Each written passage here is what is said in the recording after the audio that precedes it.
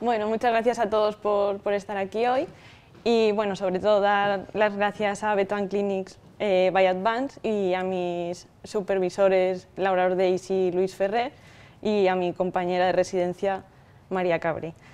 Bueno, como bien decíamos, voy a hablar de la dermatofitosis en el perro y en el gato, sobre todo de los aspectos clínicos y de diagnóstico. ¿Por qué he elegido esta charla? Desde los años 90 se empezaron a investigar aún más de las pruebas para la dermatofitosis y hemos tenido unos años que ha estado estancado hasta 2017, que se volvieron a publicar unas guidelines donde hablaban del tratamiento y del diagnóstico y de los nuevos avances del diagnóstico en la dermatofitosis. Los objetivos que quiero conseguir con esta charla es comentar los aspectos clínicos, sobre todo los signos clínicos de la dermatofitosis, que son bastante pleomórficos, y luego ver las diferentes pruebas diagnósticas que hay y, en función de los signos clínicos que tengamos, ver qué pruebas diagnósticas son las más eficaces. Y esto lo explicaré a través de una serie de casos clínicos. Entonces, ¿qué es la dermatofitosis? La dermatofitosis es una micosis superficial de las estructuras queratinizadas, que son piel, pelo y uñas, y es por dermatofitos. Existen más de 30 especies de dermatofitos, pero principalmente nos centraremos en las que afectan al perro y al gato, que como podemos ver aquí, las he clasificado en función del huésped al que están adaptados a vivir, que pueden ser zoofílicas, geofílicas y antrofílicas. He puesto aquí esta nomenclatura, que es la antigua, que es a la que estamos más adaptados, pero realmente Microsporum gypsum y Microsporum persicolor ahora han pasado a llamarse Nanissia gypsum y Nanissia persicolor. Vale, la prevalencia de la dermatofitosis, haciendo un repaso sobre todos los artículos publicados hasta el momento, es una enfermedad dermatológica muy poco prevalente. Tan solo un 2% de las enfermedades dermatológicas es de dermatofitosis. Bien, la dermatofitosis tiene una serie de factores que predisponen a su aparición. Yo los he dividido en función de si son del huésped o son factores externos. Del huésped, la edad, los perritos, los cachorros, presentan una mayor predisposición a la aparición de dermatofitosis y se sospecha que pueda deberse a una falta en el desarrollo de su estado inmunológico. Luego, la raza, se ha visto que hay dos razas, que son en perro el Yorkshire Terrier y en el gato los gatos persa, y se sospecha que pueda deberse en los Yorkshire Terrier a una alteración en la microbiota o a la presencia de estos pelos más raros que tienen, y en el gato persa a una inmunodeficiencia primaria o a algún fallo en el acicalamiento. Y bueno, luego en el sexo también se ha visto que los machos tienen mayor predisposición y se sospecha que es por algún cambio en la composición de la grasa. Y luego en el estado inmunológico también se ha venido hablando hasta el momento que gatos con leucemia e inmunodeficiencia predisponen a su aparición, pero revisando los artículos no hay ninguno que confirme esto. Y luego otras enfermedades que pueden llevar al desarrollo de la dermatofitosis, se ha visto que puede ser la diabetes mellitus, la leishmania, o incluso cuando los animales están en tratamiento con córticos y ciclosporina. Y luego, en cuanto a los factores externos, depende mucho la densidad de población. El clima suele desarrollarse más en climas húmedos y cálidos, y luego, dependiendo de las condiciones de vida, no es lo mismo un perro o un gato que viva en una ciudad a uno que viva en medio del campo. Entonces, la forma infectiva de los dermatofitos es la artrospora.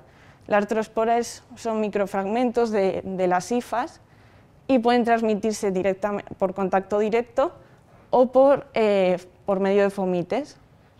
Y bueno, cuando esta artrospora entra en contacto con los queratinocitos de la piel, empieza la primera fase, que se llama fase de adhesión, que dura unas 2 a 6 horas, y aquí el dermatofito empieza a liberar adhesinas y proteasas que hacen que se adhieran mejor a estos queratinocitos, y pasadas estas horas pasamos a la fase de germinación, que es cuando este dermatofito, bueno, esta estrosspora, empieza a germinar por el estrato córneo y dura de unas 4 a 6 horas.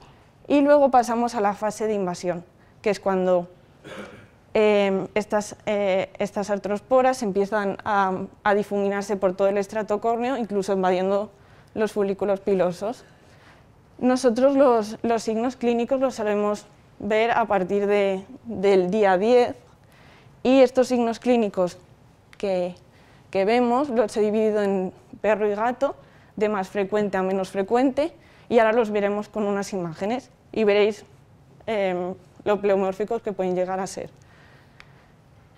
Aquí en la primera imagen tenemos un gatito con una alopecia focal, con algo de eritema y descamación. Esta es la presentación más frecuente de la dermatofitosis y suele estar producida por Microsporum canis. En los gatitos solemos verla en la zona de la cabeza y del tronco, y en perros solemos verla en la cabeza y en las extremidades. Otra de los signos clínicos que podemos tener, aquí he puesto un Westie en el que podemos ver una alopecia multifocal, con algo de eritema, con costras, úlceras, y suele estar, se suele ver más en el perro que en el gato, y sobre todo en animales que tienen algún problema de inmunodeficiencia. Y suele estar producida por Microsporum canis y Trichophytum mentagrophytes. Aquí tenemos otra presentación, que es la dermatitis placonodular, que es más frecuente en el perro que en el gato, y cada vez se está viendo menos. Suele estar producida por Microsporum canis y suele verse en lo que es en la cabeza y en las extremidades. Luego tenemos la paronychia, la ornicodistrofia. La paronychia es la inflamación alrededor de la uña, y luego la ornicodistrofia, alteraciones a nivel de la estructura de las uñas.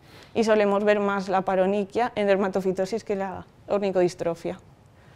Otro es la dermatitis miliar papular. Aquí en la imagen podemos ver, no sé si lo veréis bien, unas pequeñas papulitas, ¿vale? que he puesto este signo clínico con este artículo, porque en el Devon Rex es bastante característico. Podemos ver esta dermatitis papular, miliar, con una hiperpigmentación alrededor. Entonces tenemos que tener en la cabeza que si vemos estos signos clínicos en un Devon Rex, uno de nuestros principales diferenciales tiene que ser una dermatofitosis. Y por último tenemos otro signo clínico, que es la dermatitis placonodular, en la que suele ser bastante frecuente en los gatos persa, y son estos nódulos que aparecen por todo lo que son el cuerpo, las extremidades, y suele estar producido por Microsporum canis, y el desarrollo que presentan es muy lento. Entonces, como hemos visto, los signos clínicos son bastante pleomórficos, y es un poco difícil a veces pensar qué pruebas diagnósticas podemos realizar. Hasta el momento se ha hablado que el estándar de oro es el cultivo fúngico, pero yo con mi charla propongo un poquito que a través de estos signos clínicos que estamos viendo pensemos un poco si son lesiones más superficiales o más profundas, y en función de ello decidir un poco más qué prueba diagnóstica realizar. Entonces comenzamos con el primer caso. Es una gatita persa esterilizada de 2 años y medio, adoptada hace unas 4 semanas, con lesiones cutáneas en la región del tronco que se lamía de forma intensa. Entonces hicimos una exploración general, donde no vimos ninguna alteración, y en la exploración dermatológica había dos áreas alopécicas, circulares, con eritema en el interior y descamación en los bordes. Entonces nuestro principal problema que teníamos era una gatita persa de 2 años y medio con una alopecia multifocal en la región del tronco con prurito asociado, y realizamos nuestros diagnósticos diferenciales. En primer lugar, ya teníamos por la historia y por las lesiones que nuestro primer diferencial era una dermatofitosis. Luego, que fuera secundario a problemas alérgicos, que tuviéramos una demodicosis o presencia de ectoparásitos, porque tampoco sabíamos su historia de desparasitación. Entonces hicimos unas pruebas diagnósticas. Como sospechábamos ya de una dermatofitosis, propusimos una lámpara de Wood, un examen microscópico del pelo, una citología por impronta y raspado cutáneo para descartar una demodicosis y una ectoparasitosis. Bien, pues ya simplemente con la lámpara de Wood vimos esta fluorescencia de color verde, ¿vale? La lámpara de Wood es una herramienta fácil de conseguir para tener en la clínica diaria y que en lesiones superficiales pues es bastante útil, sobre todo si tenemos de dermatofitos a Microsporum canis. Es importante saber que tenemos falsos positivos y falsos negativos. En cuanto a los falsos positivos, es importante tener una experiencia porque podemos confundir. Podemos confundir porque hay si tenemos fármacos, restos de fármacos, pueden producir fluorescencia, no es esta coloración verde, pero si no tenemos experiencia podemos confundirlo, por otras bacterias, por pseudomonas, por coroniobacterias, podemos tener esta fluorescencia, o por otros dermatofitos. Y también restos de tejido, de materiales, nos podrían llegar a confundir. Y luego podemos tener falsos negativos, porque en las fases iniciales del ciclo no vemos esta fluorescencia hasta más o menos el 7º día, entonces podríamos tener falsos negativos. Y también porque en las fases de inicio, lo que son los pelos están muy cortitos y hay veces que es difícil diferenciar la fluorescencia. Y también podemos tener costras que nos hagan que no ver esta fluorescencia. También la lámpara de Wood lo que nos va a ayudar, si es positivo, es a seleccionar mejor estos pelos, costras que queremos mirar al microscopio. Entonces, en nuestro caso, hicimos un examen microscópico del pelo y efectivamente pues podíamos ver estos pelos que estaban distendidos, que no podíamos diferenciar lo que era la corteza de la médula y así confirmamos que también era positivo. Muchas veces podemos ver las artroconidias, que son estas artrosporas, de forma circular, pegado en lo que es en los límites del pelo, o las hifas en el interior del pelo. Entonces nos es bastante útil siempre que hagamos una lámpara de Wood previamente. Y bueno, entonces aquí en este caso teníamos una alopecia multifocal en una persa de 2 años y medio, que simplemente como tenía una lesión superficial fue muy fácil de diagnosticar con un examen microscópico del pelo y con una lámpara de Wood. Entonces llegamos al diagnóstico por Microsporum canis. Otro caso que tenemos era un boxer macho castrado de 3 años con una lesión cutánea en la región facial, sin presencia de prurito, que de historia anterior tenía ya un diagnóstico de leishmaniasis e IBD y estaba en tratamiento con glucocorticoides. Presentaba una lesión superficial, de nuevo, y tenía una alopecia en la región facial con algo de eritema. Entonces el problema clínico que teníamos aquí era una alopecia focal en una boxer de 3 años. Entonces hicimos nuestro diagnóstico diferencial. Teníamos en mente que nuestro principal diferencial era una dermatofitosis por la historia que tenía y por las lesiones que teníamos, luego una foliculitis bacteriana y una demodicosis. Entonces propusimos las mismas pruebas que en el otro caso porque teníamos una alopecia superficial. Entonces hicimos una lámpara de Wood, un examen microscópico del pelo, una citología por impronta y descartar la demodicosis también. ¿Qué pasó? Que nos salió todo negativo. Entonces, llegado a este punto, ¿qué hacíamos? Aquí podemos proponer hacer un cultivo fúngico o una PCR fúngica, si tenemos de pelo y de descamación. En este caso ya venía con un cultivo fúngico ya diagnosticado por Microsporum canis, lo cual nos decía por qué esta lámpara de Wood nos había salido negativa, porque era otro dermatofito diferente a Microsporum canis. Entonces nos salió positivo. Os voy a comentar un poco que el cultivo fúngico hasta el momento ha sido el estándar de oro en el diagnóstico, que los cultivos fúngicos podemos tener falsos negativos y falsos positivos y depende un poco de la experiencia. Entonces es mejor los cultivos fúngicos siempre mandarlos a un laboratorio porque nos van a decir mejor a qué dermatofito estamos teniendo, porque pueden crecer otro tipo de microorganismos y confundirnos en los cultivos. Los cultivos los podemos tomar tanto de lo que es la lesión en sí como de la periferia, y se ha visto que es mejor juntar estas dos muestras. Y podemos tomarlo con tres técnicas diferentes, que puede ser con un cepillo, mandar estas púas con las pinzas, por una cinta adhesiva o por un depilado, y se ha visto en los estudios que realmente tanto la técnica de cepillado como la cinta adhesiva son mucho más eficaces que un depilado. Y entre ellas dos, una cinta adhesiva es mucho más eficaz. Entonces, continuando con el caso, este perrito tenía una alopecia focal facial y fue diagnosticado con un cultivo fúngico de pelo y de escamación. Y bueno, como sospechábamos, pues una dermatofitosis por Microsporum canis secundaria a un proceso de inmunosupresión por las enfermedades que ya tenía y por los fármacos que estaba tomando. Entonces he puesto aquí un estudio en el que, porque en la dermatofitosis no hay como tal un estudio que nos diga qué problemas de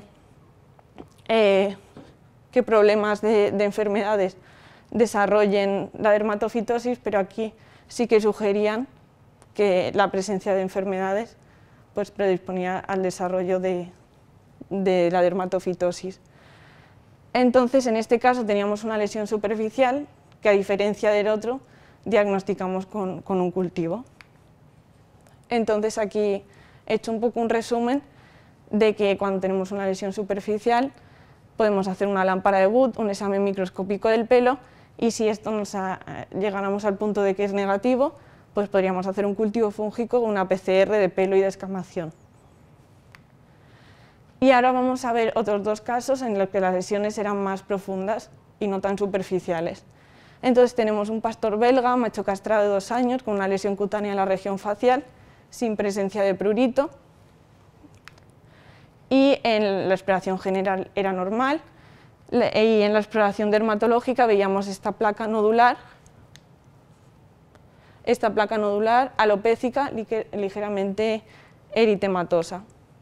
Entonces el problema que teníamos era una dermatitis placonodular alopécica en el labio superior de un pastor belga de 2 años.